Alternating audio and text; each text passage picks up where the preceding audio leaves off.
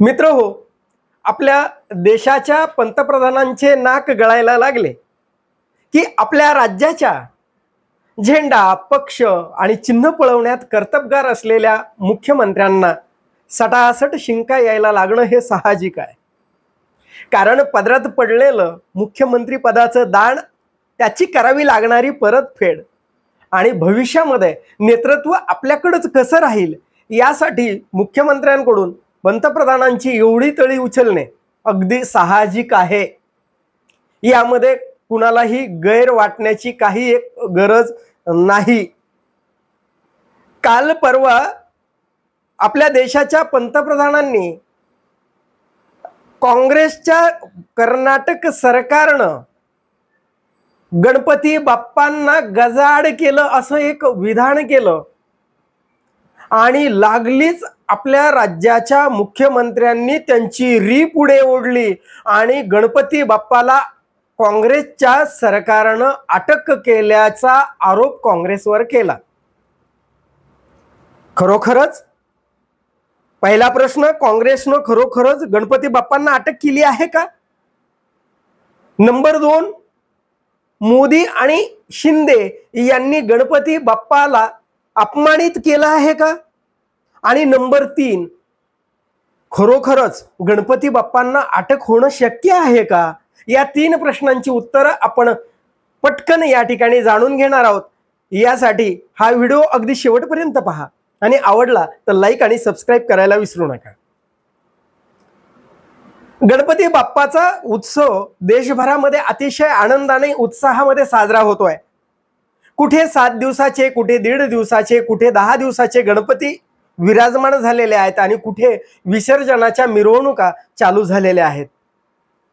अशीच एक विसर्जनाची मिरवणूक कर्नाटकमध्ये मंड्या जिल्ह्यामध्ये निघाली होती आणि त्या ठिकाणी त्या मिरवणुकीमध्ये दंगल सदृश्य परिस्थिती निर्माण झाली.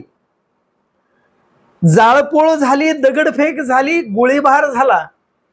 अशा वेळी कोणाचंही सरकार असो, पोलीस प्रशासन जे करायला हवं पोलीस प्रशासनाने ते पोलीस प्रशासनानं केलं.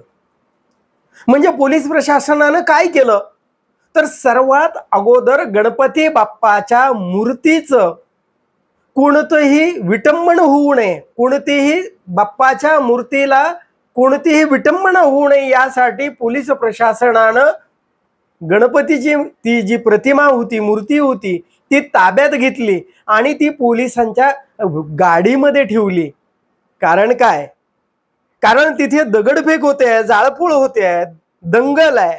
अशा परिस्थितीमध्ये देवत्वाचा अपमान होऊ नये, देवत्वाला त्या प्रतिमेला, देवत्वाच्या प्रतिमेला कुठेही कलंक लागू नये यासाठी पोलीस प्रशासनानं स्वतःची शक्तीपणाला लावून जर गणपती बाप्पाच्या मूर्तीचं संरक्षण केलं असेल तर याला आपण गणपती बाप्पाला अटक झाली असं म्हणणार आहोत का?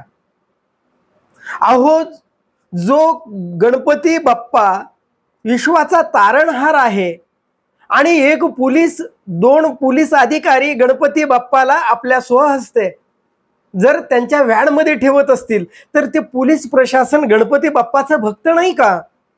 खरंच गणपती बाप्पाला अटक झाली आहे का? मग जर गणपती बाप्पाला अटक झाली असं देशाचे पंतप्रधान सांगत असतील आणि आपल्या राज्याचे मुख्यमंत्री म्हणत असतील तर या देशातील जनतेला आणि या मतदारांना ते खरोखरच शहाणे समजत आहेत का मूर्ख समजत आहेत? जर नंबर 2चा जो प्रश्न आहे आपला, यामध्ये पंतप्रधान नरेंद्र मोदी एका मुलाखतीमध्ये म्हणतायत की देवत्व हे 2 प्रकारचं असतं. त्याच्यामधलं म्हणजे एक म्हणजे साकार आणि दुसरं म्हणजे निराकार. निर्गुण निराकार म्हणतात आणि साकार म्हणजे या देशातील संपूर्ण रहिवासी जे आहेत ते देवत्वाचं स्वरूप आहेत माझ्यासाठी. आणि दुसरं स्वरूप देवत्वाचं म्हणजे निराकार, निर्गुण. म्हणजे याचा अर्थ गणपतीच्या मूर्तीमध्ये देवत्व असतं हे पंतप्रधानाला कदाचित मान्य नसेल, म्हणून तर त्यांनी गणपती बाप्पाला अटक झाली, गजाआड केलं असं विधान केलं असेल का? आणि आपल्या राज्याचे मुख्यमंत्री ते तसे कामाख्या देवीचे भक्त, हल्ली कामाख्या देवीचे भक्त झालेले आहेत. त्यामुळे राज्यातील गणपती बाप्पाला अटक होऊ शकते. ज्याला अटक केली जाऊ शकते ते एकतर देवत्व नाही, नाही तर ज्यांना अटक झाली, बघा काय प्रश्न काय, देवाला अटक होऊ शकते का? नाही.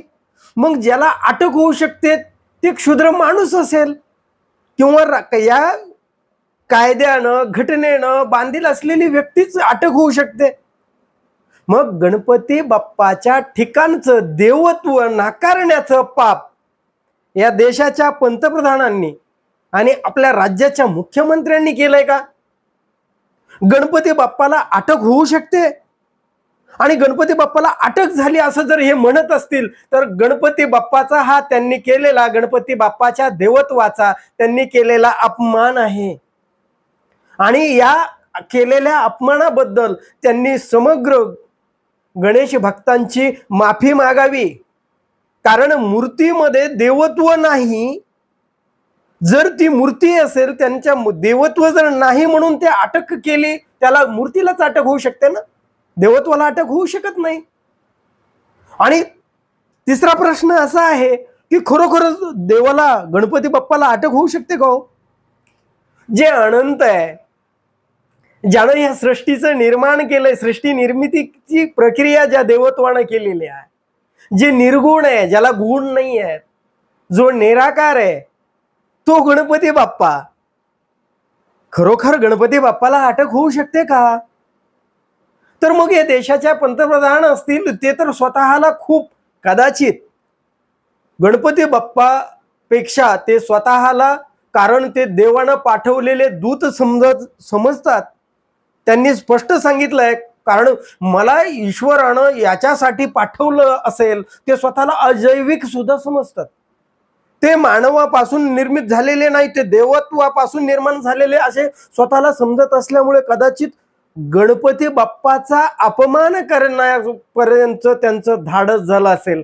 पण आपल्या राज्यातले मुख्यमंत्री, अहो ज्या गणपतीचा उत्सव ज्या राज्यामध्ये चालू झाला ते राज्य म्हणजे महाराष्ट्र, आणि त्या महाराष्ट्र राज्याचा मुख्यमंत्री गणपती बाप्पाला अटक झाली असं म्हणत असेल तर गणपती बाप्पावर या मुख्यमंत्र्यांची खरोखर श्रद्धा आणि विश्वास आहे का?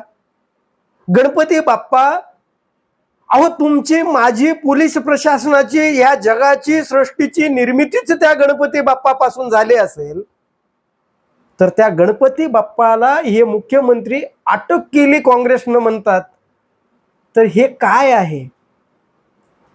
काहीच नाही मित्र हो. या मागे केवळ आणि केवळ देव, धर्म आणि देश, संस्कृती, सत्तेपायी पणाला लावणारे मोदी सरकार आणि आपले देशाचे पंतप्रधान, ज्यांना प्रचाराशिवाय इतर काही एक येत नाही, आणि त्यांच्या दयेवर झालेले हे आपल्या राज्याचे मुख्यमंत्री, ते जर म्हणत असतील ना गणपती बाप्पाला अटक झाली, तर यामध्ये काही एक तर त्यांनी गणपती बाप्पाचं देवत्व मान्य नाही, आणि नाही तर त्यांनी गणपती बाप्पाचा वापर हरियाणाच्या आणि जम्मू काश्मीरच्या निवडणुका डोळ्यासमोर ठेवून देवाच्या नावावर मतांचे भीक मागण्याचा